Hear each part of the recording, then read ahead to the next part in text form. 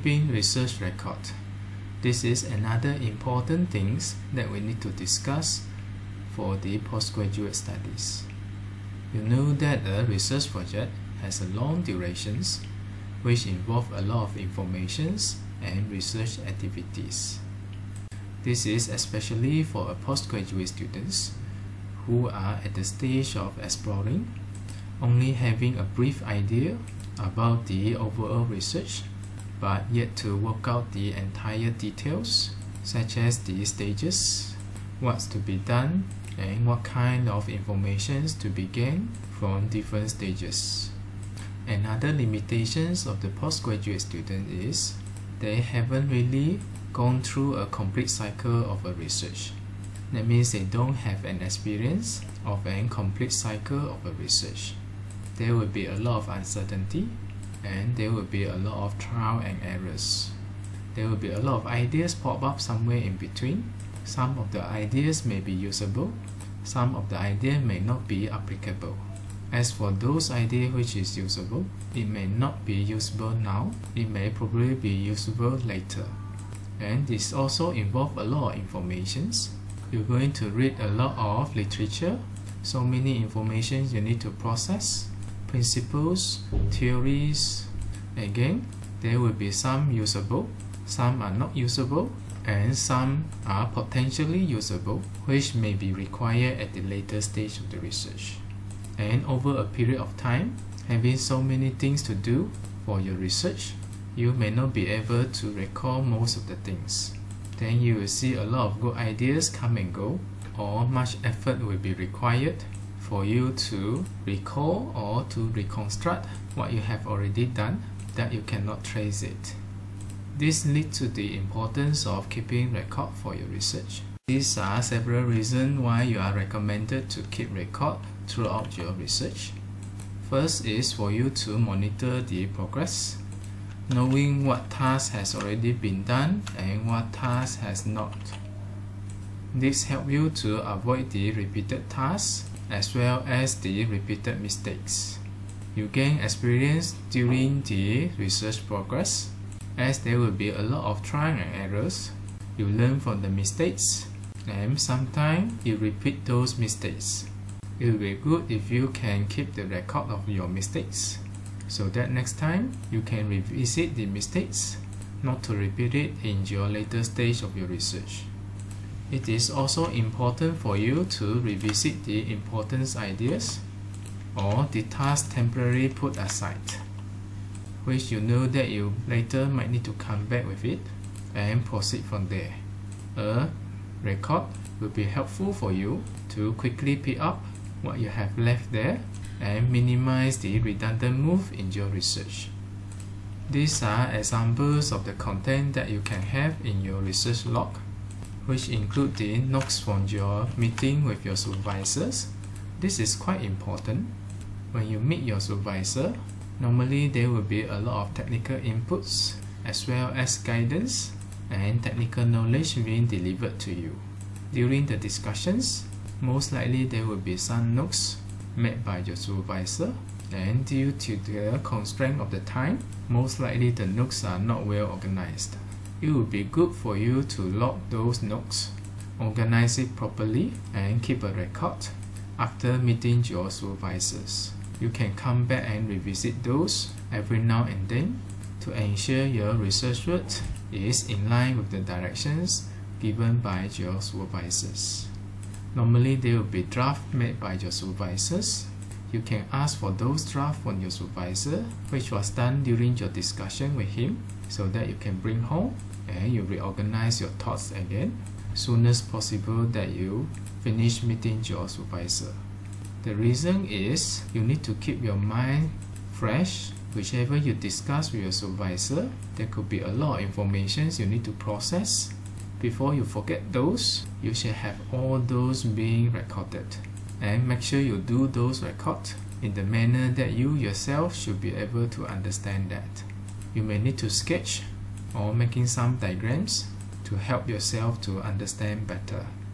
You might need to record also the references that you have collected, because you're going to review a lot of literature there are so many references that you have, and you don't want to do some redundant move, repeating several references, or you don't want to miss any of the important references. It would be good if you have those in record, and you would like some informations to be easily traceable for the things that you have read, the information you acquire from the literature. Sometimes you need further informations, which is at the later stage of your research. You want to trace back the original source, then you may refer to your record to be able to allocate the original document quickly. Next, there should be some summaries of the literature that you have read with your comment on it. You know that the literature is not just summaries of informations. There will also be your inputs, your comments, your inquiries based on what you have read. There will be new ideas come out. There will be synthesis of the knowledge. These are quite valuable for your research later as unique contributions by your research. Most of the time when you have those comments or those ideas, you don't really know that whether you're going to use it later or not. Keep them as a record. In the case that you need them, you can always come back and trace your ideas rather than trying hard to recall and you cannot even remember that. Sometimes the time between you have read certain things to the time that you need it, it may get for quite some time, which most of the time you have forgotten that. Then when you trace back those records, you will find amazed that how did you manage to come to such an idea, which you never realized that you did. This is the powerful part of the record. You record those which is important and which may be useful for you at the later stage.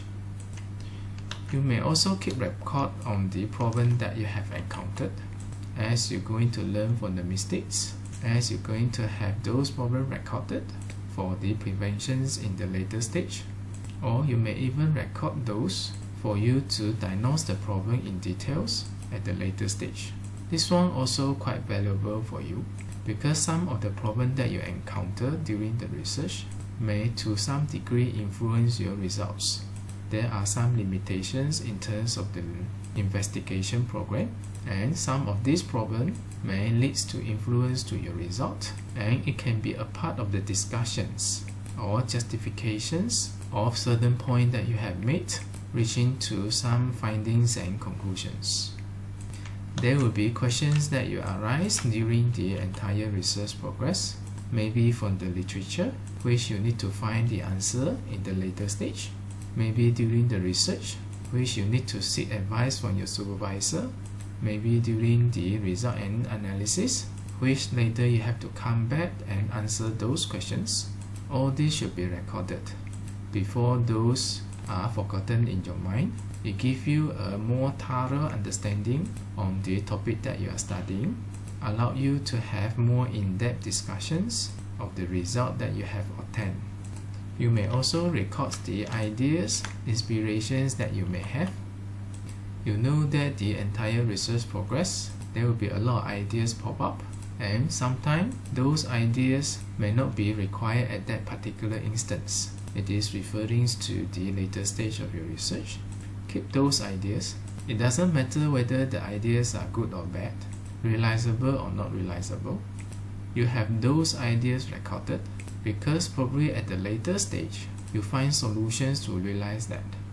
As long as those are ideas coming out from you, and you know that you might not be able to regenerate the same idea, or much effort will be required for you to come to the same idea, you want to save your time, you want to keep your chances of the possibilities, giving you extra options. In the case that your first options found to be not workable, probably you can try other alternatives. Those ideas will be quite valuable to you, and most likely it's going to come anytime, whether you are engaged or not engaged with the research. Sometimes even you woke up at the middle of the night, suddenly realize that there is something that you could try to resolve a problem that you have stuck for quite some time, and this enlightened you, giving you a possibility or a new directions which you might want to try and then to observe the outcome, whether it is workable or not. This is very common, especially when you deal with something which is uncertain, as the nature of the research is venturing into the unknown region. Sometimes you want to sketch the experimental setup and probably take some notes on the details and specifications of the equipments available in the labs, the numbers of the items available, the dimensions, the space, and so on so forth. Sometimes you need to take note of the experimental procedures, whether it is in accordance to some standards, or did you actually make some adjustment or modifications due to the test conditions, or due to the facility available, or due to some other reasons. Take note of those procedures. It may also taken as the checklist for you to carry out the experiment. Should any modification made on the experiment, you will need to make some notes providing justifications, which later you will need to put it into your discussions for your methodologies. Sometimes you may need to record the experiments and the results, whichever problem you encounter with the results. How do you intend to interpret it? Any problems encountered? Any limitations you observe? Any prior assumptions that you made? How do you come about to the results? These are those minor things which is also important to be taken note of. And often, at the later stage of doing the thesis, those things has already been forgotten by the students. At least this is what I observed from my students. There were certain things that we discussed about the results. We found something that worth discussing. There are certain limitations and some solutions came out. Justifications were made based on those, and which is on basis of some hypotheses or assumptions, which I mentioned to the students. You should put those in your thesis later, but by the stage when the students completed the chapter, most likely a few months later, I realized that those things were not incorporated in the thesis. The students has already forgotten those. That means you miss a lot of valuable things that you can discuss in your thesis if you don't make proper notes on that. Because analyzing the result and writing the thesis might not be happening in the same time. There always a gap in between those, and after some time, those things came across your mind, you forgot it. Then when you come to the discussions in the thesis, you overlook that, or you did not provide adequate justifications that makes your discussions to be less solid, less convincing, not thorough, and etc. This is the powerful part of making the notes, especially on this. I would strongly recommend you to do so, which you may not see it before you are writing the thesis. And by the time you write the thesis, since you have already forgotten those, you're not aware that you have the opportunity to have those valuable discussions, as you are so concentrated on how you're going to write in proper English. In fact, you can do better on this if you had done a good logging system for your research. You may also record the observations and the conclusions, which you have do it or which you have observed during your investigations. Because at different stages of research, you are doing different things, you have different exposures, and you may have different opinions over something. It will be a good habit for you to record those. You may also record the to-do list and the action plan. You know that the Gantt chart is not that refined. It normally indicates the main tasks as well as the milestones, which is at the macro level. Sometimes within certain tasks, there are a lot of subtasks, and then within the subtasks, there are a lot of things that you need to coordinate. You can list them up so that you don't miss them, and everything will become handy when it is needed. This will ensure you a smooth process of your research being carried out throughout your postgraduate studies. There is one more thing that worth mentioning for keeping the records. It is especially for those who have a habit of keeping the record. You need to know that keeping the record is one thing. Make use of the record that you have kept is another thing. Some may have a habit of keeping record for everything that he observed, encountered, feel that might be of use at the later stage, but it is merely a record without proper organizations, which along the time there will be more and more records, and those informations become quite hard to trace and few of words and informations. When you want to keep the record, you have to think of the recording system. Putting some notes is one thing, especially though notes is for a quick record that you note down certain things which you encounter during your research, or during the discussion with your supervisor, or during you are doing something else, some important idea pop up, then you quickly take notes. Next, you will need to have a system to well organize all those, categorize them in terms of their potential usage, which at different stages of the research, you might look into different areas as you have previously sorted. Then you can quickly trace the relevant informations or the notes that you made to help you in your research. The point here now is you should have a proper sorting system and also a proper retrieval system for the record that you have kept to make it meaningful and useful for your research. Otherwise, the impact will be quite minimal and you are keeping the record for the sake of keeping records. You know that through our entire module here, we're always emphasizing certain things, is that everything must come with a purpose and you will need to fulfill that particular purpose. All the while we are not focusing on certain techniques or methods. Those are the things that recommend to you or as an example to you, but the ultimate goal behind it is fulfill its purpose. If you don't have an idea how it is being carried out, you can mimic those examples and then you may modify accordingly to fit your conditions. But if you have your own way to resolve things, as long as the purpose is met, you may just proceed.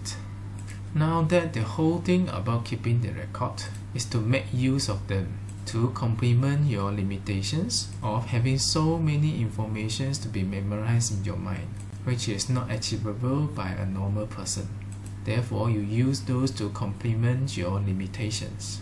It is only the records can be properly used that will bring the impacts to you as well as to your research.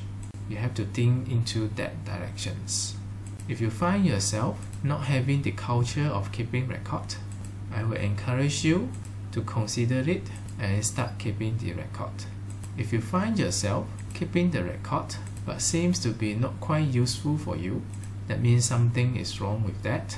You have to look into your record system, how you can make good use of it, as there is always something that you can acquire from the records. It is as if you are perfectize an operation system as a part of your research study, which is the record keeping system and record retrieval systems. Think about it.